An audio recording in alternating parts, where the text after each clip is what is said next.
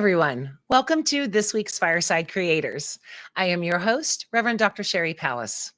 Tonight, I am chatting with Charlotte Dalwood, it's like learning how to speak today, about constitutional rights for minorities and her book, Until at Dawn We Wake, Gender Madness, Theology. Please remember to keep all comments and questions related to the show topic and that this is a safe space. Thank you for joining us. If you're watching on YouTube, please hit that like and subscribe. Thank you for welcoming us into your home and joining the conversation. I appreciate you all. Okay, so let's meet our guest and become more loving. Look, I'm getting this shit down, right? I think I'm actually figuring it out. Let's see if we can do this. Charlotte is a student at law at Prison and Police Law in Calgary, Alberta, Canada. A Master's of Law student at Osgoode Hall Law School of York University in Toronto, Ontario, Canada, and the author of Until at Dawn We Wake, Gender Madness Theology, which is available wherever books are sold. Help me welcome her, give her a big welcome. There she is. Oh, see? I still can't get this shit. There we go. I'm here. Hi, Charlotte. How are you? I'm doing great. Really happy to be here with you and with all of your viewers. Yes, me too. In fact, let me connect the chat. We were talking backstage about how this was scheduled earlier in the year and we couldn't get it. It was probably my fault. But I'm so glad to have you here. Thank you so much. Of course. Really looking forward to the conversation. So it is purely coincidental, although I do want to say maybe the flow of the universe that I have had 2 in a row corrections people from Canada.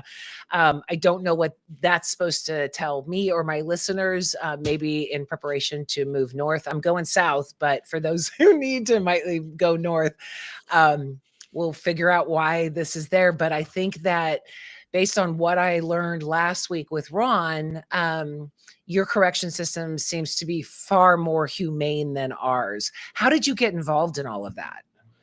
Yeah, so I was involved in law school with a social justice nonprofit pro bono law practice.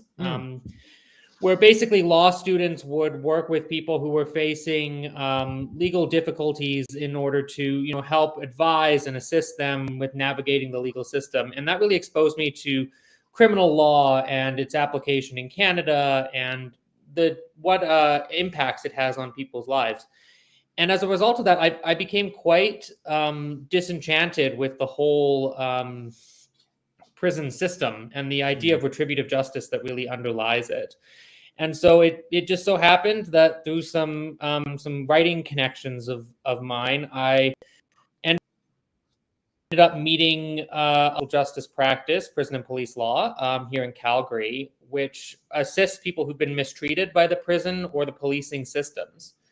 And so after law school, I started working there. I'm a student at law, which is like I like to call myself an almost lawyer, because in Canada, unlike in the United States, we don't quite have bar exam. What we have is a period of legal apprenticeship that you have to do after law school. Yeah, where you have to work with lawyers, get some actual practice experience, and then you take the bar after doing that for a year. So I'm well into that articling period, as it's called, and I do what the law firm says it does, which is assist people who've been mistreated by the prison and policing systems. Accountability in the policing system is not something that we Americans understand. Yeah. I have been completely grossed out over the treatment of the supposed gang members that were flown, I think, to El Salvador. It's disgusting. So your prison system seems to actually, again, what I learned last week with Ron, to have a more compassionate look. So how widespread is your work? I mean, I see you guys, being as close possibly to the Slavic country, and Ron brought it up last week, and I don't remember exactly which country it was, but having an actual humane approach to discipline or to accountability. So how rampant is it for you? The mistreatment that we have Yeah. to combat. Unfortunately, it's pretty frequent. We represent people all across the country who are dealing with this sort of mistreatment, and there's really no shortage of new clients coming to us who have stories of violence and inhumane treatment and indignities that they've experienced at the hands of correctional officers, the correctional system, and we want to achieve system. As social justice lawyering, you want to both pursue the systemic changes that are Right. necessary to actually prevent injustices from occurring in the future, but you also need to do right by your client in their individual circumstance. And it can be really hard to balance those two things, because in order to achieve the systemic change, you often have to go after the larger cases. You have to go after the bigger remedies. Oftentimes that means going to trial, which is a very difficult process on people. And doing right by your client often means just seeking a remedy just for them, something small, something localized, something that makes a difference in their lives, but doesn't necessarily put them through the kinds of ordeals that that are part and parcel of trying to use the legal system in order to affect social change. So it's a really tough balance to strike, but unfortunately, we have no shortage of people who come to us and want to work with us. Yeah, I mean, I'm sure that line is avoiding re-victimization. They've already been through so much. And then, let's talk about it in front of court. So that must be, a lot of people must be really afraid of all of that. Yes, absolutely. And I think rightly so. I mean, I try to take as much as possible, a trauma-informed perspective to my interaction with clients. So recognizing what they've been through, not forcing them to, continually rehash and relive what it is that they've experienced. I know what questions to ask, even though I'm fairly junior. I know what questions to ask of people, and I don't need to probe every detail in order to figure out, okay, did an injustice occur here? Is there anything I can do to help?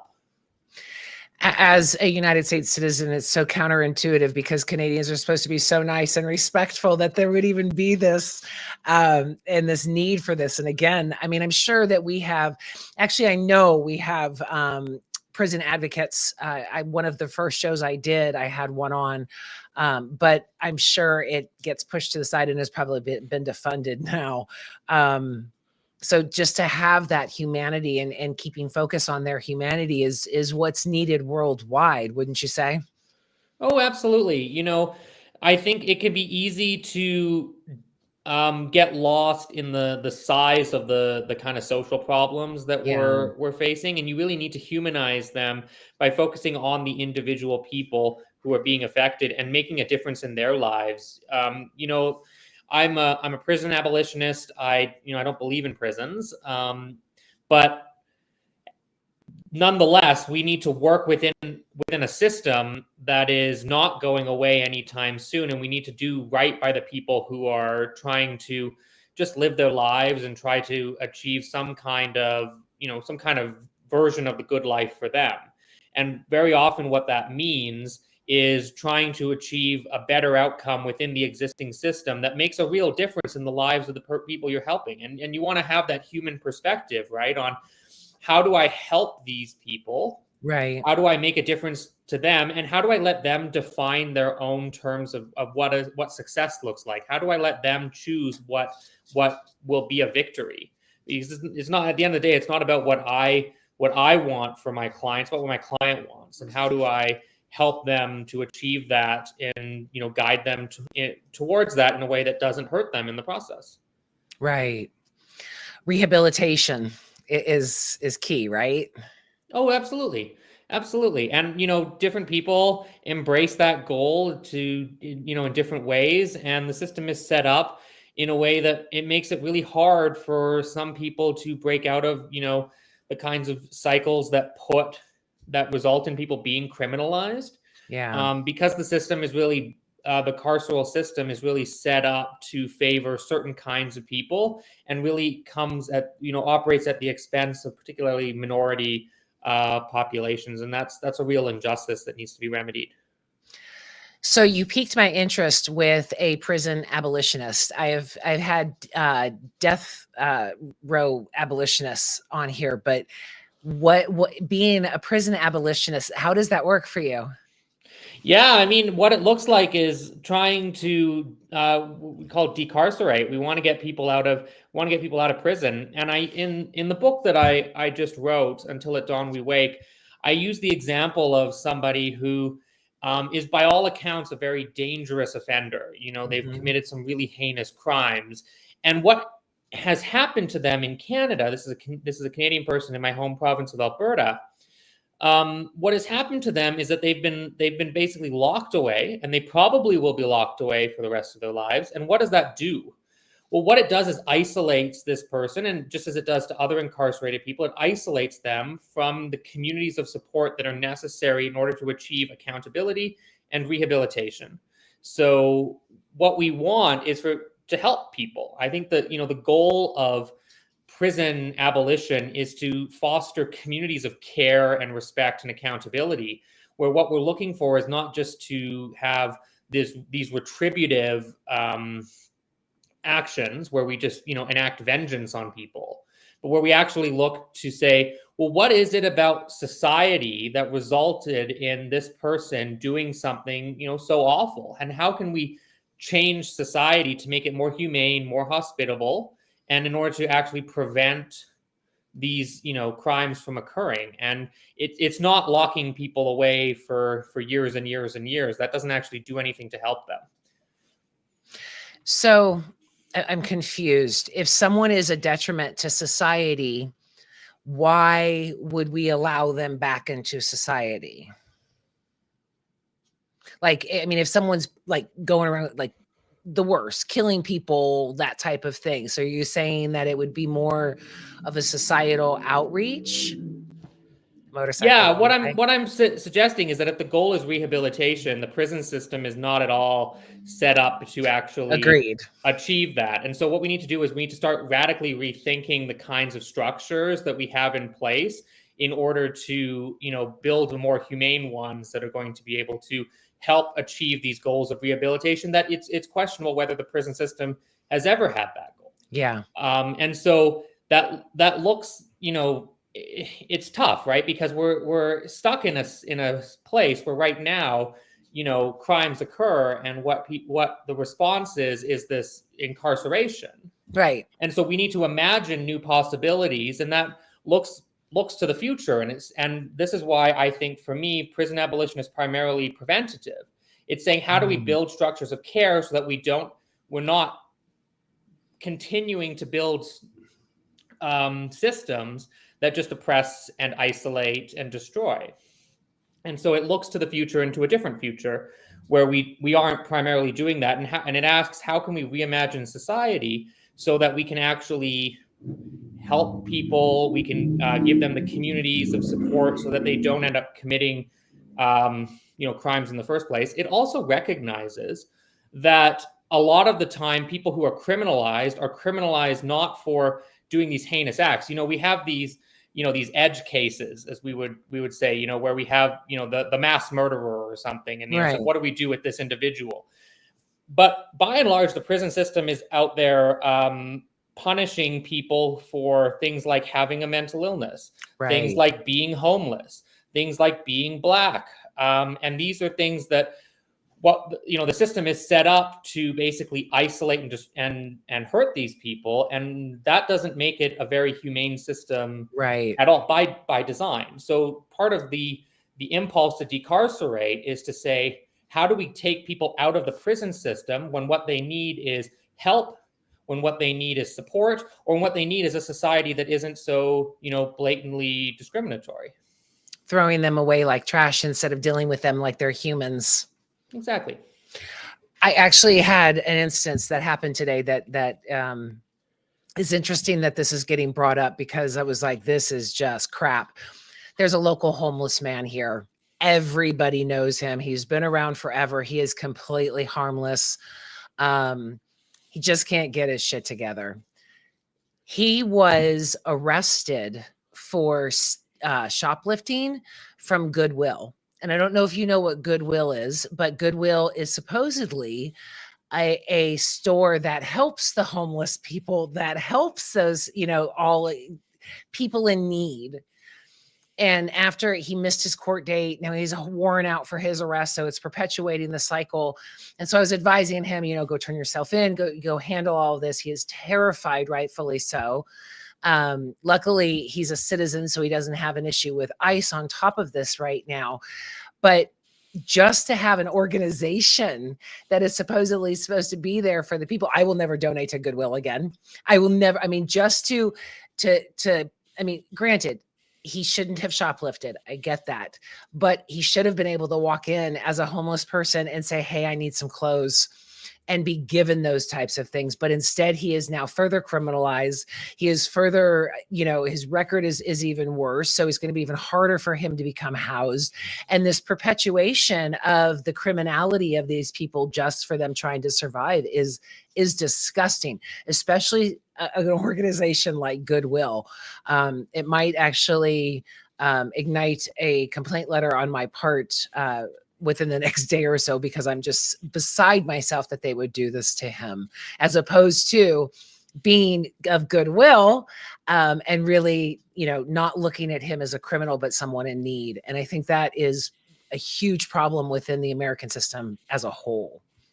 Yes, and the Canadian one. We have police responding to mental health crises. We have police, being out there enforcing anti-homeless measures, and that's a system that doesn't deserve to be perpetuated, because it doesn't do anything to actually root out the root causes of these injustices that are occurring in people's lives, where they don't have adequate housing, where they don't have clothing, where they don't have health care.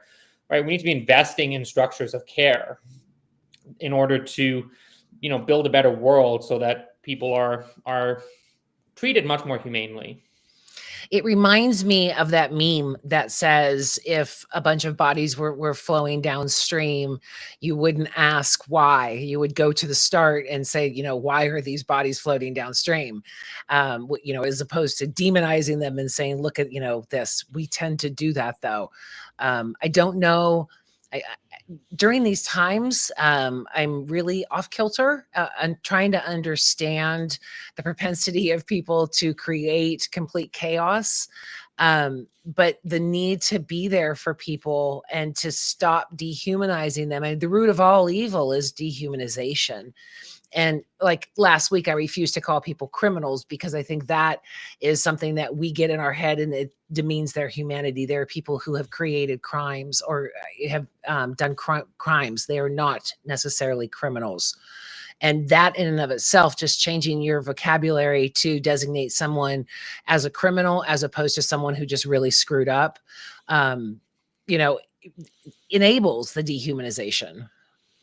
Yeah, I think the language matters, right? Our language shapes our thinking. And so it's important to use people first language. It's important to talk about people in terms of the context in which they're experiencing life.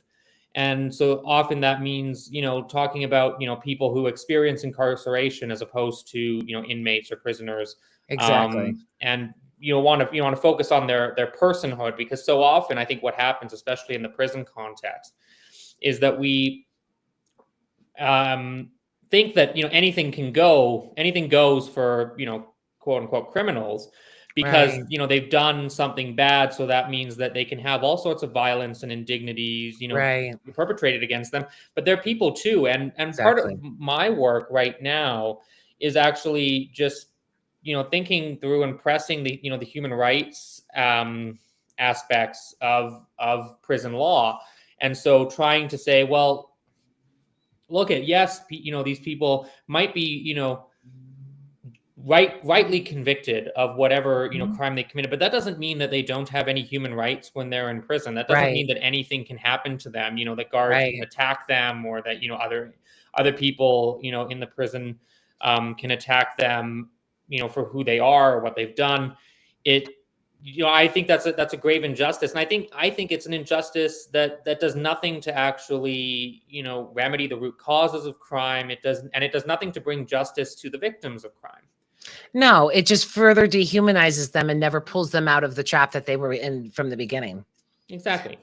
My son got into trouble as a teenager, and when we had to go to court, we were sitting there. The courtroom was packed. I mean, like we could barely find a seat. And he was looking around and I was looking around, and he said to me, all of these people just had one really bad night. And that like shook me, because it was like, yeah, that's exactly what happens. I mean, it was, as a single mother, I was always like so afraid he was going to do one thing that would ruin his life forever. Don't, just be careful, because, one thing can get you in prison forever. And to have him put that into perspective for me of like, yeah, all these people screwed up. It doesn't mean that they are screw ups. It doesn't mean that they should be prisoners. It doesn't mean that they should be labeled as criminals. It just means that they made a mistake. That's why we have laws. That's why we have law enforcement. But again, to dehumanize them from doing so, I mean, it's all over the news right now of this man who is a stylist. He was smacked and beaten, and when he was taken, he's an American citizen, to El Salvador. And it's like, why do these guards think that they can just hit these people? Even if they were gang members, even if they were the atrocious people that the Trump administration is claiming they are, they still don't deserve to be beaten by guards. The lack of empathy and humanity, it is just mind-blowing and heartbreaking at the same time. So I salute you just for standing up for the people who need it. We need more of you here. Yeah, I think everyone has to do their part. And I think as somebody with, legal training, it feels like my, responsibility as well as my privilege to be able to do this kind of work for people. I went into law school because I wanted to be able to help people. I wanted to be able to stand up for people who've had, on the worst day of their life, right, and to be their friend, to help them through it in whatever small way I can. And I think a lot of people lose that desire when they go through law school. They enter with those high aspirations of wanting to make the world a better place, and then they lose it. And I never really lost that piece. So that's where I am now, and I really love it. A friend of mine is a DA in Miami, and she said the same thing when she went to law school. She's like, I'm a bleeding heart. I have to go save lives. And she does. She's anti-death penalty and all of that. And she's just a boss bitch. I just love her immensely. I didn't get for a really long time why she was so happy about saving someone's life who had killed people. But then once I had the death penalty show, I think I've had 2, maybe 3 of them on it. I mean, within 15 minutes of getting a full explanation of the corruptness of our death penalty system, I was like, you've got to be kidding. Are you kidding me? So I think that education out there, just showing everybody how whacked our judicial system is, especially now with the politics involved, hopefully will create change, not only in Canada, but hopefully in the US and worldwide, once we start realizing that these are people and our greatest gift is to love them. Absolutely. And that's difficult, right? That's hard. It is hard. It's work that needs to be done. And I think, if we only love people when it's easy, are we really doing the work of love at all? Well, and that's what I'm constantly saying, right? It's so easy to love somebody when they're happy, but try being loving when you're in road rage. Try being loving when you're in a breakup. Try being loving when someone was passed over for a promotion that you feel that you should have gotten. Those are the times that it matters. It's, you can't, if you're going to be loving, you got to do the hard work. And I think that's where a lot of people just go, no, it's too hard for me. I can't do it. I don't want to do it. They don't deserve it. All these different excuses. But it makes me kind of sick that after 2,000 years, we still have yet to grasp the love concept. Yeah, absolutely. And now Jesus is a white guy with an AR-47 wrapped in American flag. As crazy enough as that is. Okay, so talk to me about your book. How did this come about? What prompted you to write this? Yeah, so it's called Until at Dawn We Wake, and the subtitle really I think gives you an idea of what it's about. It's about gender, madness, and theology. And what it is it's really a series of personal essays where I reflect on a few different aspects of my life. So the fact that I experience psychosis, so I have schizophrenia. I am a trans woman, and I think a lot about God. So I try to weave those three kind of aspects of myself together.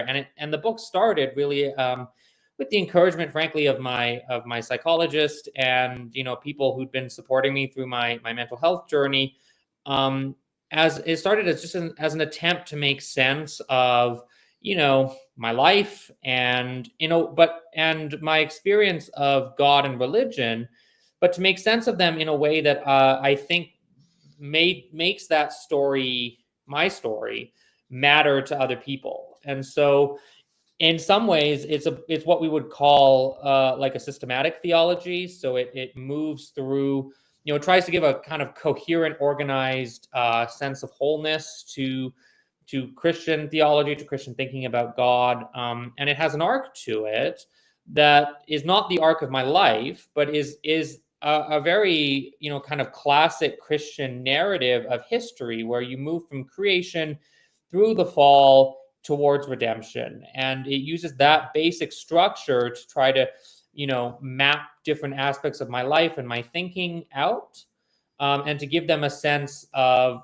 kind of forward progress and forward motion, in a way that I think encourages people to rethink their own theology, rethink some of Right. the big questions of life. So what did you learn? I mean, I learned so much in writing my book, but what did you learn in going through that process? Yeah, so one of the things I really encourage in this book is a kind of discursive practice of talking back to your tradition. So I think, for a lot of people, our traditions have, whatever that is, religious or otherwise, I'm particularly interested in the religious traditions, have been talking to us our whole lives. Right. People in that tradition, the texts in that tradition, all of that, they've been saying a lot of things to us. And I feel like for a long time, I didn't feel like I could talk back to the traditions from which I came. And I think a lot of people feel that way too. Yeah. And so the point of the book is that you can and should talk back to your I like that. traditions, particularly because, a dialogue goes both ways. And so Yeah. rather than letting your tradition do all the talking, talking back creates a kind of conversation and allows for some kind of new insights to emerge. But I think what I learned from doing this is that it's really hard to take your tradition, a tradition that's been speaking to your whole life, even if that tradition is one that you don't participate in anymore, you don't agree with anymore, that you might have even tried to reject, and to try to talk back to that tradition, it's very difficult personally, it's difficult intellectually, and that hard work requires some kind of fortitude. You need to stick with it.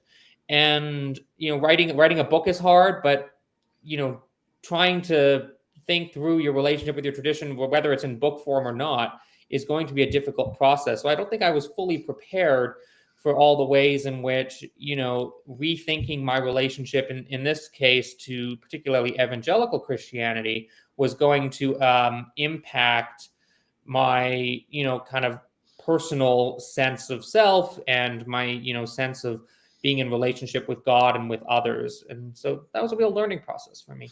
Well, and especially from evangelicalism, we are taught to not question, Yeah. authority. I mean, I was so beaten down with questioning authority that when my son's kindergarten started really treating him poorly because he was the child of a single mother, I asked my mom to go with me to the principal. I couldn't even stand on my own at that point because it was so terrifying to question authority, and I wholly look at that as evangelicalism. Judaism applauses questions. They say, ask questions, do this. And I think to differentiate themselves from that theology, to even question our authority in our theology is viewed as a sin. And that just enables abuse, that enables bad doctrine, that enables Christian nationalism. All of the bullshit that we're seeing right now is enabled because we were told not to question anything. Yeah, absolutely. I mean, if you have people just kind of going along with whatever they're told, and that allows people to do some really, really heinous things and to just get away with it, because who's going to speak back? Right. I mean, nearly daily, I am posting evangelical pastors who are sexual abusers with not a trans person. You guys are constantly scapegoated for the atrocities that are committed within the church, not at drag shows, not at gay bars, none of these things that we are told to that are just so sinful. It's disgusting to me. Again, it's removing the humanity. Oh yeah, absolutely. I mean, one of the things I talk about in the book, there's a few different motifs that I play with in this, and one of them is the idea of the fall, and whether that's humanity's fall, or I use the story of the devil's fall from heaven. And I think when one of the points I make in the book, one of my favorite lines in it is that when you've lived long enough in a body the world demonizes, the demonic doesn't seem so bad. You start to have a lot of sympathy for someone like the devil when you're living in what a lot of people see as a really demonic state. And I don't think it's not awesome to be demonized in that way. And I've found new friends in the demonic as a result, kind of metaphorically. Yeah, of course. But it could be a lot easier if people just started with exactly what we were talking about earlier, with seeing the humanity in others, especially people they don't understand, right? It's one thing to not understand someone's experience. It's one thing even to say, I don't agree with how someone is living their life. It's quite a different thing, and quite a harsher thing to say that person doesn't deserve anything approximating respect or humanity.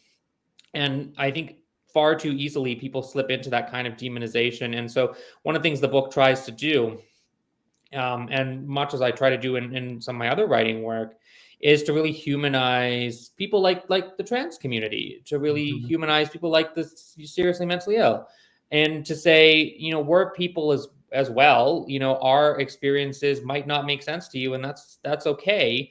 You need to be okay with that uncertainty. You need to be okay with that ambiguity. You need to be okay with all of that, because at the end of the day, what matters is building community. It's about building relationships, and about fostering that sense of communion with others. I talk about that in my book, about how to resist the fear. I talk about how there was a person standing in front of me and I had no idea what they were. And going through this process, I realized that what they were didn't matter. It mattered who they were. And just changing that, recognizing, okay, my brain is breaking. It's the amphibian shit in my, fear, fight, flight. It's all of those things. It doesn't matter. It doesn't matter. So, as a straight cis woman, when I'm sitting there, looking at someone going, male, female, it turned into oh shit, what pronouns do I use? That type of thing, as opposed to any type of fear. And I've even grown to the point of to say, hey, what pronouns would you like me to use? As opposed to going, I'm afraid to ask. Our fear can move, to offending someone or being offensive. Yeah. I mean, my fear now is that I'm going to offend someone, as opposed to, demeaning them or anything like that. The only issue I've come across is that when I'm walking my dogs, I have 3. You heard them earlier. I'm constantly working on not gendering someone, because where I live, it's really hard. I mean, there's more times than not, I don't know. And so I'm really working on the they, but when you're walking three dogs and you say they are not here for you and you're referring to your dogs, it's like, it trips me. I was like, no, I'm not talking about my dog's not here for you. I'm talking about you not here for my dogs, and trying to switch that up. But it's really not that hard to really just say, okay, I don't understand what this person is. It doesn't fucking matter. Just try and humanize them and respect them. Because if I can't tell their gender, it probably means that no one else can, and they're gender fluid. So I don't want to put my assumptions on them to say, you know, he, she. I'd rather stick with they, even if there's confusion that I'm saying that my dogs aren't there for that person. Yeah, and I think, I think too many, straight cis people don't want to do that work, and Right. also, assume or start from the position that if I don't know somebody's gender, I don't, have any ability to form a relationship with them or even to interact with them. And that's a really unhelpful place to start from. It's okay Yeah. to, have that ambiguity and to have that uncertainty, because there is no uncertainty about whether the other person is human. And, whether they're, and being human, there shouldn't be any uncertainty about whether they deserve respect. And so that's where that work comes in, that I think everyone has to do to some degree. It is work. And I think that especially US citizens are lazy. They don't want to do it, and that fear keeps them in. But it's ironic, right? That just human nature, we fear the outside as opposed to, someone that could actually be bad. They assume that you are bad because you don't fit into the box that society has put you in. Totally negating people who are actually doing really bad things out there, and then justifying their bad behavior because they're white straight men. The jumping jacks that we do to justify the patriarchy and the white patriarchy is gymnastics that, is worth gold medals all the way around. Yeah. Yeah, absolutely. And, I think the part that I really struggle with as a trans person is seeing, all the areas that people are willing to do work in, all the areas where people are working to say, oh, well, I can still have relationships with, this person who is saying some really hateful things, but when I see a trans woman, I can't have a relationship with her. And it's like, well, why is it easier for you to, have a relationship with somebody who's really profoundly bigoted than to have a relationship with this, this seemingly, very average, stranger who just, happens to be trans. Oh, humanity. I hate it here sometimes. I really do. And it's the thing that has become so. In fact, I just saw on YouTube today that this show's been going on for 4 years. I when I initially started it, I figured 6 shows maybe. So even that. But one thing that has become overwhelmingly apparent is that no matter who we are, we all want to be accepted.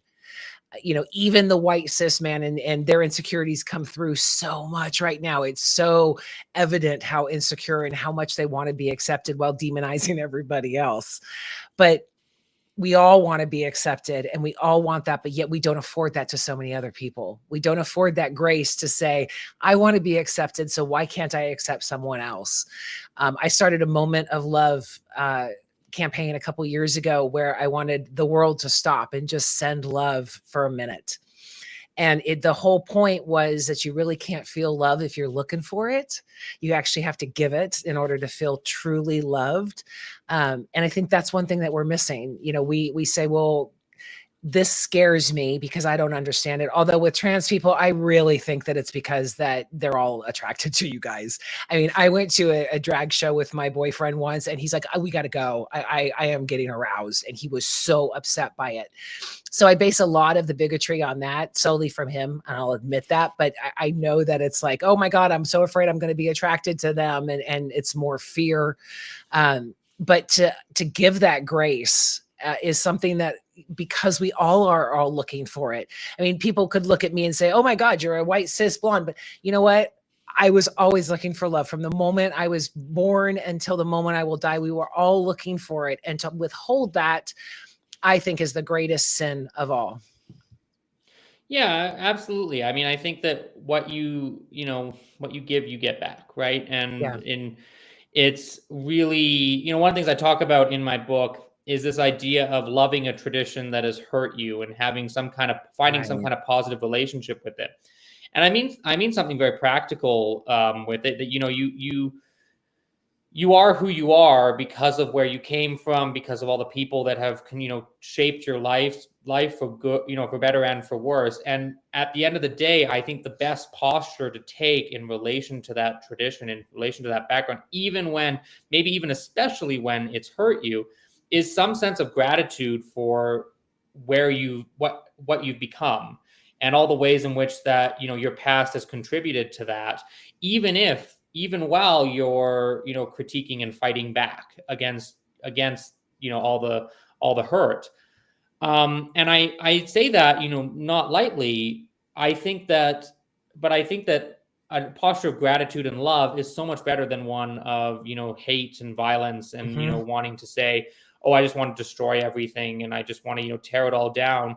you know we do want to change the world for the better, but we want to recognize that the fact that we're here in a place where we are as people saying, I want to make a difference, I want to do good.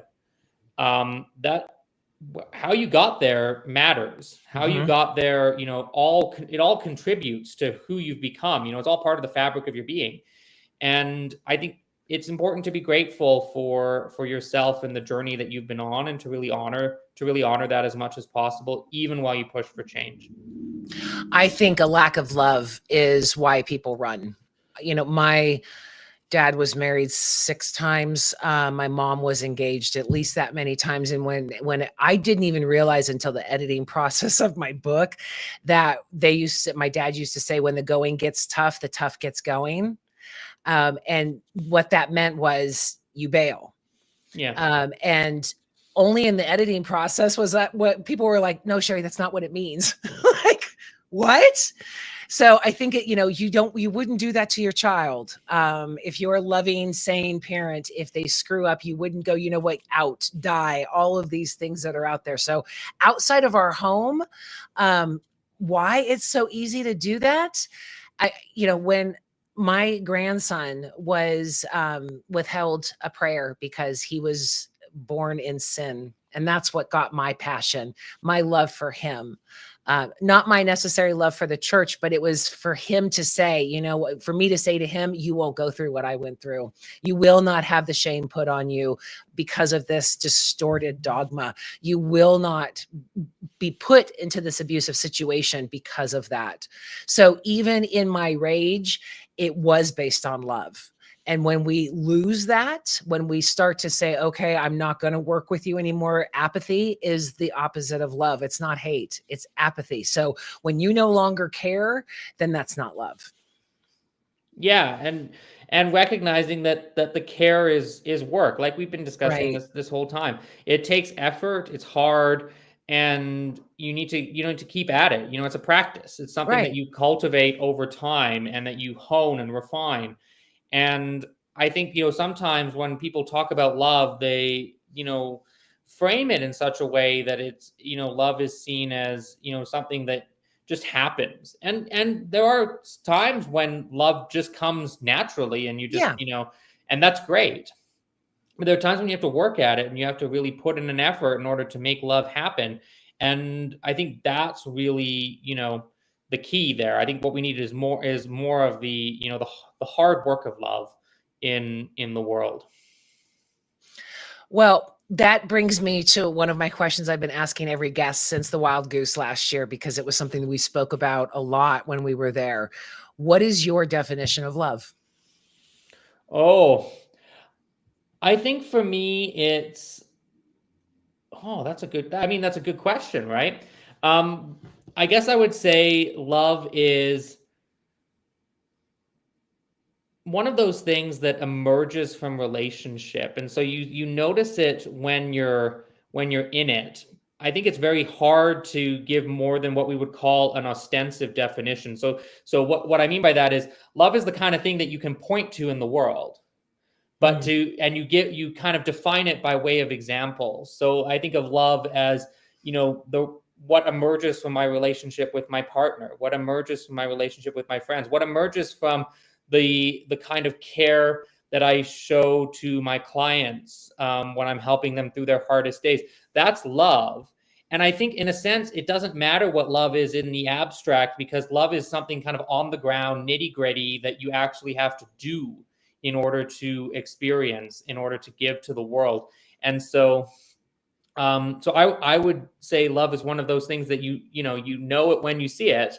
And I should hope that more people want to, see in their own lives, but I'd want to give a very practical, down to earth definition. I always say love is action.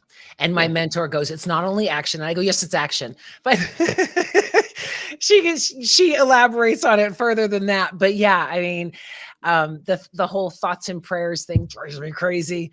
Do the work. Do the work on yourself to be a better partner. Do the work on yourself to see the humanity in everybody else. I mean, I spoke about trying to call people they, while walking down the street. That is my little act of love for someone that I may or may never know, just by walking by. And calling them they, there's going to be a far less offense than misgendering them or so. I mean, when I have misgendered people, I still lie awake at night, like hating myself for that. Like when I've screwed up, totally unintentionally, like, oh my God, why did I do that? But the fact that I can have grace with myself and say, at least I'm trying. I know someone who said that trans people were like saying that you wanted to be a refrigerator. And that's something that I can't get out of my head. So I don't ever want to be like them.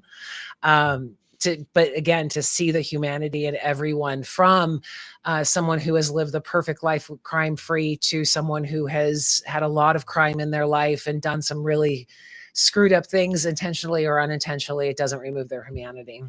No, absolutely not. And I think one of the things that I've really held on to over the years is this idea that nothing in the end, no person, no institution, nothing anyone does is ever going to separate you ultimately from the love of God. And so what you have to hold on to is for me, is this idea that there are loves that endure, and what you want is to as much as possible try to cultivate love in your relationships with others that is also as enduring. I mean, you're only ever going to approximate it, but that approximates the kind of love that God has for us. Some of the answers have included flourishing, wanting other people to flourish, wanting their well-being. The answers I've just absolutely loved, because David Hayward, a lot of thought leaders, we all sat down and it's like, okay, what does love mean? We keep saying, and then I had Jennifer Bird there, who she is a biblical scholar, and she was like, oh no, Corinthians 13 is bad. And I'm like, what do you mean? How can that be bad? And she pointed out the patriarchal slant and where it was coming from and all of those things. And it was like, oh my God, I have to relook at love. And the thing that we came up with was empathy, to cover it all. Literally just caring what they're going through, to make it as succinct as possible.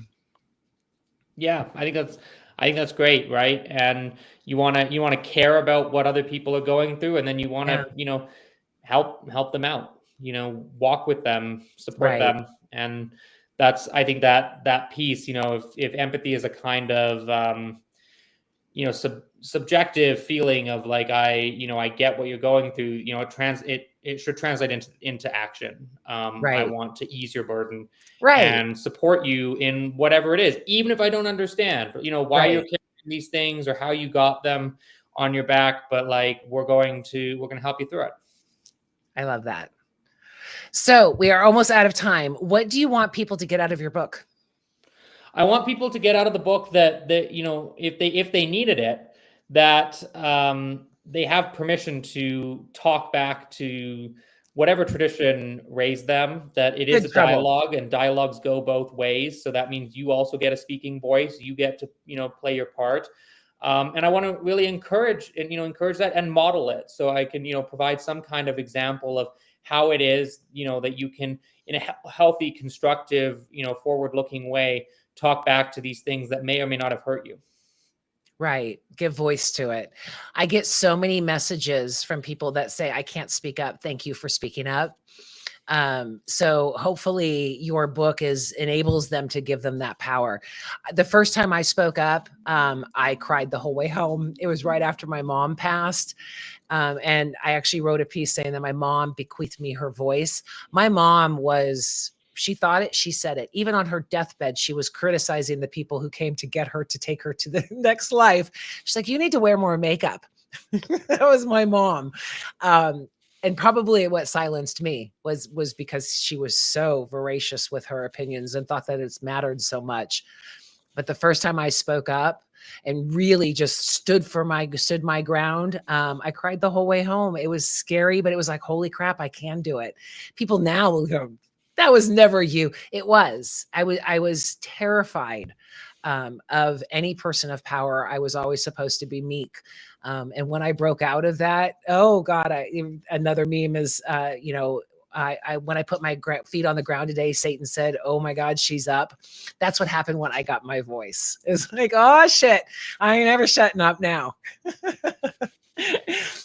Yeah, I mean, I think once the words come, I certainly found this with my book. It's hard to, to find the courage and the motivation to start speaking. But I think once you do, it's really empowering, and it's really hard then to stop. Right. And if you can't speak up, then lean on us where we can. That's part of that love. That's part of that saying we're here to help. We're all just walking each other home, and we should be there for each other as opposed to othering. I mean, literally since the dawn of man, we've been othering other people and looking for wars. It doesn't give me much hope in humanity at this point, but I'm going to be that one cell of creation that fights that cancer. Yeah. And, I'll be joining in. So thank you. There's some of us, and, always happy and encouraging of, more people to join in. Charlotte, I have absolutely loved this conversation. Thank you so much for coming on.